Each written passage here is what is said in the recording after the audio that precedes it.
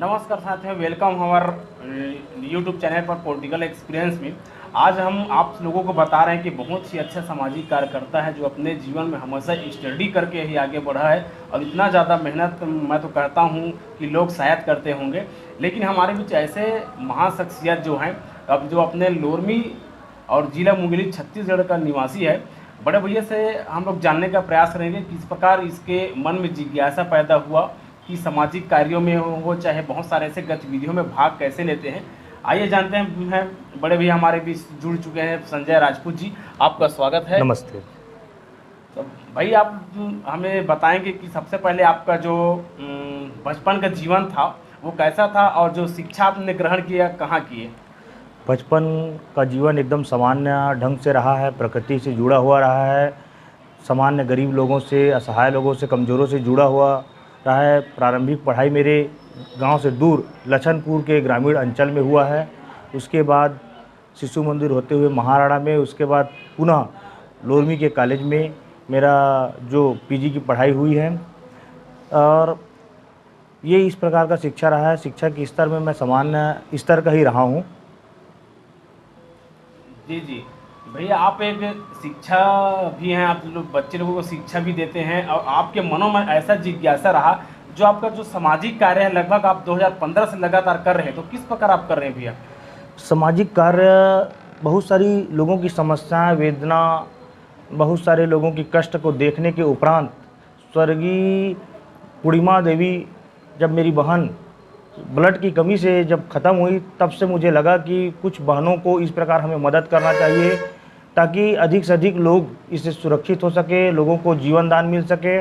और उसके साथ साथ हम लोगों ने विभिन्न प्रकार की सेवा प्रकल्पों का एक योजना बनाया जिसमें हमारे पूरे साथियों ने मिलजुल कर उसमें साथ दिया और जहाँ तक हो सके समस्त दीन दुखियों को कोई प्रकार का हो सके, इतना तक कि इंसान ही नहीं जानवरों को भी हमने उसको कहीं न कहीं समस्या पड़ने पर एक बहुत ही महान काम रहा है भैया। आपने वनांचल क्षेत्र जो अपने बहुत ही दूर है, जो जंगल पे जो लोग निवास करते हैं उन लोगों तक आपने स्लेट, पेंसिल एवं शिक्षा के सामग्री पहुंचाने का भी आप लोग काम किए हैं। हाँ, वनांचल क्षेत्रों के प्रति मेरे बचपन से एक अलग से श्रद्धा रहा है। आदिवासी भाइयों के प्रति, वंचित शोषितों के प्रति एक मेरा अगाध श्रद्धा रहा है और उनकी स्थिति को जब मैं एक बार खुड़िया के प्रवास में था उस दौरान देखा उनकी आर्थिक स्थिति को, मेरा हृदय रुदन करने लगा। उस दिन से मैंने संकल्प लिया कि आदिवासी क्षेत्रों में यथासंभव अपने जीवन में जो भी हो सकेगा मैं उन क्षेत्रों में जाकर के प्रयास करूंगा। इसके लिए हम लोग वहां जाकर के कंबल, वस्त्र वितरण, शिक्षा दीक्षा के लिए वहां स्लेट, पेंसिल, कापी और जो भी सामग्री हो सके वो उपलब्ध कराते हैं। साथ ही साथ चिकित्सा की सुविधा, स्वास्थ्य शिविर का आयोजन, विभिन्न प्रकार की छोटे छोटे उनको प्रकल्पों के माध्यम से वहाँ सेवा कार्य किया जा रहा है। वन भोज का कार्यक्रम कराते हैं। इस प्रकार की आदिवासियों भाइयों को जहाँ तक हो सके मदद करने का एक हमारा संकल्प है। बहुत सुंदर।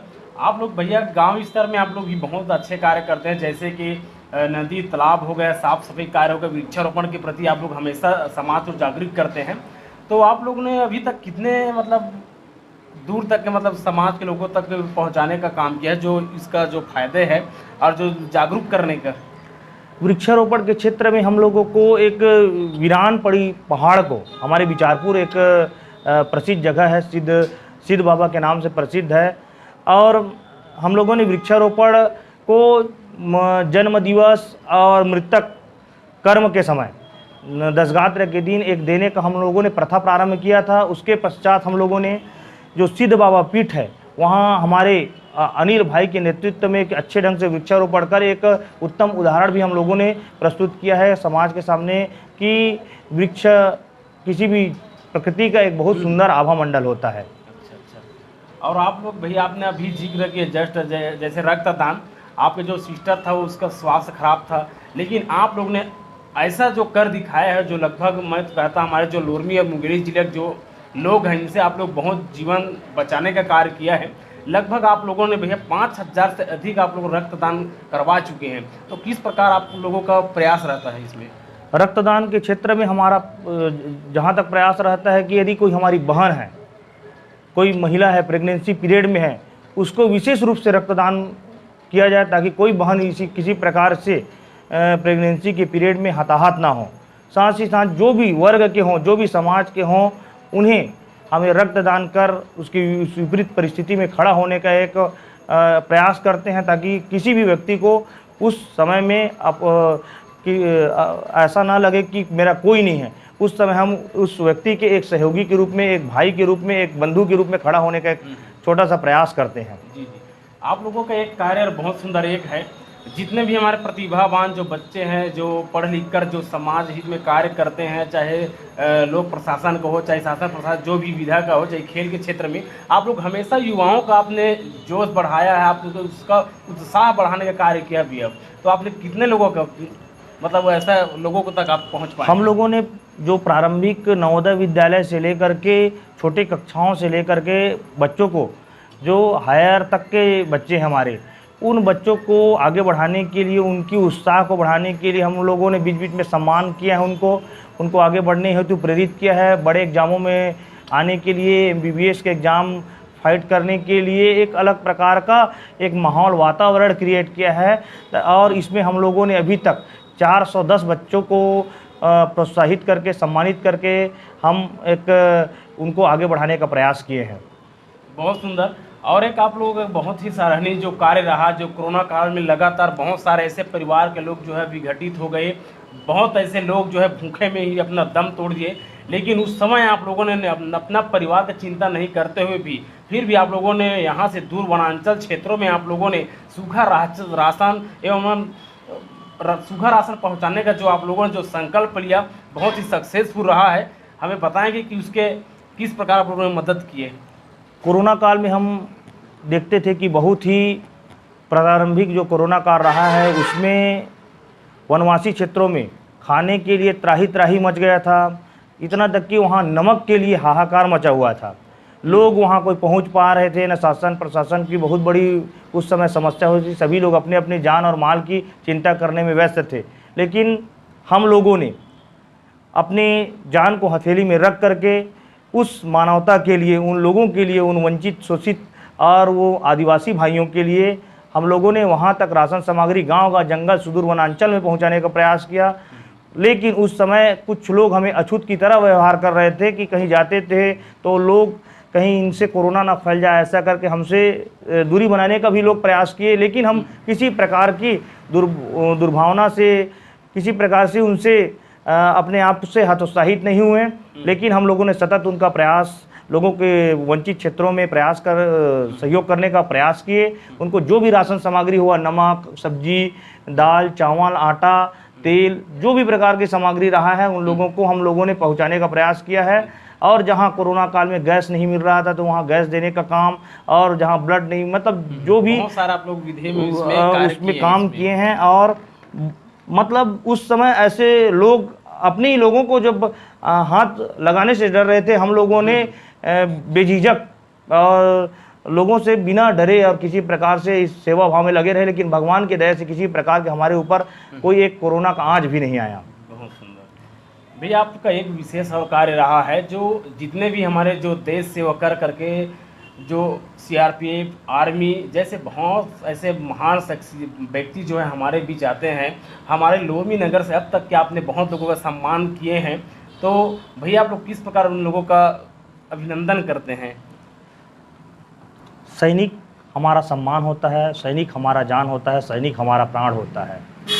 सैनिकों के लिए हम लोगों ने सर्वप्रथम अपना सबसे पहला जो हम लोग कार्यक्रम किए 2015 में, उन्हीं के सैनिकों के सम्मान में रैली निकाला। जो हमारे शहीद हुए थे, उनके परिवारजनों को हम लोगों ने सम्मान दिया, उनको उनकी दुखों को बांटने का प्रयास किया। हमारा उद्देश्य रहता है कि जो सैनिक है, जो अपने घर परिवार, अपने बीवी बच्चे सभी को छोड़ करके जब जाते हैं और वो हमारे देश की, भारत भूमि के लिए लड़ते हैं, तो हमारा भी दायित्व बनता है कि वो जब आते हैं तो उनको हम लोग सम्मान करें, उनको उस प्रकार का एक पुरस्कार मिले कि उनको लगे कि मैंने इतने साल वर्षों तक अपने देश के लिए सेवा किया, वो कोई किसी प्रकार का व्यर्थ नहीं गया। पूजे न गए शहीद तो वह बीज कहाँ से आएगा, धरती को माँ का कर मिट्टी को माथे से कौन लगाएगा। बहुत सुंदर भी आप लोग का विशेष और एक कार्य रहा है, जो आपने हमेशा जो दिव्यांग व्यक्ति हैं उन लोगों के विवाहों के लिए खासकर महिलाओं जो बहन होते हैं दिव्यांग, उनके लिए हमेशा आपका टीम जो है कार्य करता है। तो कितने लोगों का अब तक आप लोग कार्य कर चुके हैं भैया सहयोग? दिव्यांग जो बहन होते हैं, जिनके आगे पीछे कोई नहीं रहता है, उनको शादी करने के लिए लोग संकोच में रहते हैं। एक बहनों का जीवन वैसे ही संकट में रहता है, लेकिन इस परिस्थिति में हम लोग उनको खड़ा होकर के उनको मनोबल को बढ़ाने का एक छोटा सा प्रयास करते हैं। उनको यथासंभव हमारा जो सहयोग है, हमारी जो टीम की ओर से उनको आर्थिक सहयोग प्रदान करते हैं, ताकि कुछ अधिक से अधिक उनका मनोबल बढ़ सके, आत्मविश्वास बढ़ सके। इस कड़ी में हम लोगों ने 12 से अधिक लोगों को अभी तक सहयोग प्रदान किया है। नशा मुक्ति की ओर भी आपने समाज को जागरूक करने का काम किया है। बहुत सारे आप लोगों का जो सहयोग रहा है नशा मुक्ति के ऊपर कार्यक्रम करके, आप लोगों ने लोगों तक की इसका जो दुष्प्रभाव उसको बताने का भी आप लोग प्रयास करते हैं। नशा नहीं है शान, बात संजय की मान, घट जाती है प्राण दुनिया और जहान। वाह। नशा नाश का जड़ है। कहते हैं, हमारे भीमराव अम्बेडकर जी ने कहा है कि किसी देश की संस्कृति, सभ्यता और परंपरा को नष्ट करना है तो उसको नशा के अधीन कर दिया जाए। हमें चाहिए कि नशा से यदि समाज कहीं मुक्त हो गया तो निश्चित ही हमारा देश एक सशक्त और मजबूत देश होगा, दृढ़ देश होगा। और इसके लिए हम लोगों ने विभिन्न गांवों में जाकर के नशा मुक्ति रैलियां और नशा मुक्ति के खिलाफ अभियान जारी किया। व्हाट्सएप, फेसबुक के माध्यम से भी हम लोगों ने मुहिम चलाया ताकि लोग जागरूक हो सकें। हम लोगों के युवाओं के आने से निश्चित ही इस क्षेत्र में जो नशा मुक्ति का दर है काफ़ी कमी हुआ है, और भविष्य में हम लोग नशा मुक्ति की दिशा में एक बड़ा कदम जरूर उठाएंगे। आप लोगों का एक और विशेष कार्य रहा है, जो किसी भी हमारे युवाओं साथियों का जो बर्थडे का जो कार्य जो यूं ही मना लेते हैं और बहुत सारे अपने जो संस्कृति को भी भूल जाते हैं, उसको भी आपने ध्यान रखते हुए आपने उसमें एक मुहिम चलाया, जो वृक्षारोपण का जो कार्य भी आपने उसमें जोड़ दिया। तो इसके बारे में आप क्या कहेंगे भैया? जन्म दिवस में आज एक व्यक्ति 2000 से 5000 के बीच में खर्चा कर देता है, उसको हम लोग मानवतावादी दिशा में कैसे मोटिवेट कर सकें, लोक कल्याण की दिशा में कैसे उसको जोड़ सकें। इसके लिए हम लोगों ने वृक्षारोपण और अपने जो हॉस्पिटल में जो गरीब कमज़ोर वर्ग के रहते हैं उनको फल वितरण का कार्यक्रम, बिस्किट का वितरण का कार्यक्रम, और साथ में उनको सहयोग करके एक अपने जन्म दिवस को शोषित, वंचित, उपेक्षित, निर्धन, ऐसे लोगों के बीच में मनाने का एक हम लोगों का एक बीड़ा है। और उसे ताकि हम लोग उस ज़मीन से जुड़ सके जो हमारी भारत भूमि के हम सभी सुपुत्र हैं, ये इस मिट्टी के हम सभी सहोदर भाई हैं, उन सभी को जोड़ने का एक हमारे जन्म दिवस के माध्यम से, ताकि किसी प्रकार की बाह्य आडंबर ना हो करके अपने जीवन में वास्तविक आत्मीय शांति की अनुभूति हो सके। इसलिए हम लोगों ने जन्म दिवस को एक मानवतावादी दिशा में हम लोगों ने परिवर्तन करने का प्रयास किया है। जी। और आपका भी कार्य जो रहता है, जो आपने जैसे पशुओं की जो उसके रेडियम की जो आप लोगों ने उनके गलों में पहना करके बहुत सारे से दुर्घटना से आप लोग बचाने का जो प्रयास किया है, एकदम ही सराहनीय रहा है आप लोगों का। आप लोग जो हमारे जो युवा साथी भी देख रहे हैं, उन लोगों को भी आप प्रोत्साहित करें कि किस प्रकार कार्य करें इसमें। आए दिन गौ माता जगह जगह जो पशुपालक रहते हैं उसको गौ माता को ढील दिए रहते हैं। इस वजह से पशुओं को भी हताहत होता है और वाहन चालकों को भी हताहत का सामना करना पड़ता है। रोज़ किसी न किसी दुर्घटना से या पशु की मृत्यु होती है, जो वाहन चालक की मृत्यु हो जाती है। इस स्थिति को देखते हुए हम लोगों के द्वारा कि जान माल को बचाए रखने के लिए गाय के गले में रेडियम की पट्टी बांध करके एक जो संकेतक की भूमिका निभाया गया, ताकि कम से कम दूर से वो वस्तु की पहचान हो सके और जान माल की सुरक्षा किया जा सके। इस प्रकार की हमारी योजना रही है कि गौ माता की भी सुरक्षा हो जाए और साथ ही साथ जो वाहन चालक है उसकी भी सुरक्षा किया जा सके। जी जी। वनांचल क्षेत्र में आप लोग स्वास्थ्य शिविर जो है लगाते हैं, वहाँ के जो आसपास के जितने भी गांव के लोग हैं उसका फ़ायदा बहुत लोगों को मिला है, क्योंकि यहाँ से करीब लगभग 30-35 किलो से प्लस उसका होगा, लेकिन लोग यहाँ तक नहीं आ पाते। लेकिन आप लोगों के प्रयास से और युवाओं की जो सोच से वहाँ तक जो शिविर लगता है भैया, तो कितने लोगों तक इसका लेते हैं फ़ायदा? स्वास्थ्य शिविर में हमारे स्वास्थ्य शिविर के आयोजन करने से वास्तविक में हज़ारों लोगों का उसमें फ़ायदा पहुँचता है। उसमें हमारे रायपुर के Jagannath multi specialist hospital, Vinod Tiwari के संजीवनी हॉस्पिटल, इनके द्वारा हमारे और विभिन्न हॉस्पिटलों के द्वारा सहयोग प्रदान किया जाता है, जिसमें वनांचल क्षेत्र के जहाँ पर कोई सुविधाओं का अभाव है, हॉस्पिटल यहाँ से सैकड़ों किलोमीटर दूर है, तो यहाँ तक आने में वो लोग छोटी छोटी बीमारी और गंभीर बीमारियों में भी वो लोग यहाँ तक आ नहीं सकते, और बहुत सारे लोग वहाँ कुपोषित हैं। इन सभी चीज़ों को जाकर के हम लोग बीच बीच में देखते हैं, उन्हीं के जो आसपास की आवश्यक वस्तुओं जैसे मूसली है और विभिन्न प्रकार की जो संसाधन है, उन्हीं में बहुत सारे इलाज को बताने का एक भी प्रयास हमारे द्वारा किया जाता है, ताकि वो लोग अपनी वहीं की जो ज़रूरत की सामग्री से अपनी बहुत सारी चीज़ कर सकें, और नहीं हो सकता उसके लिए हम लोग अपने यहाँ से लेकर के बिलासपुर और रायपुर तक हॉस्पिटल में भेज करके उनकी बढ़िया बेहतर से बेहतर इलाज कराने का एक प्रयास करते हैं। बहुत सुंदर। आप यह राजपूत युवा मोर्चा के अभी अध्यक्ष हैं वर्तमान में, और आपकी जो सोच से जो यहाँ की जो नगर है उसमें लगभग सर्व समाज के प्रति आपका जो घनिष्ठता रहा है, उनके प्रति आप हमेशा कार्य करते हैं, एकजुटता की, एक मानवता सेवा की। तो भैया आप लोग किस प्रकार इसको और भविष्य में एक अच्छा सफल बनाना चाहेंगे? वास्तविक में जब तक अकेले अपने हाथों से अपनी प्रशंसा करना, अपनी ताली बजाना संसार की महान उद्देश्य नहीं हो सकता। जब तक हम सभी वर्गों को लेकर के, सभी लोगों को लेकर के सर्वहिताय सर्व सुखाय की भावना नहीं लेंगे, तब तक वास्तविक में मानव कल्याण अधूरा है। यही पशु प्रवृत्ति है कि आप ही आप चरे, वही मनुष्य है जो मनुष्य के लिए मरे। जो लोक कल्याण के लिए हमारे यहाँ छत्तीसगढ़ के संत गुरु घासीदास ने मन के एक समान की जो एक संदेश दिया है, वो हमारे हृदय की स्मृति पटल में बसा हुआ है।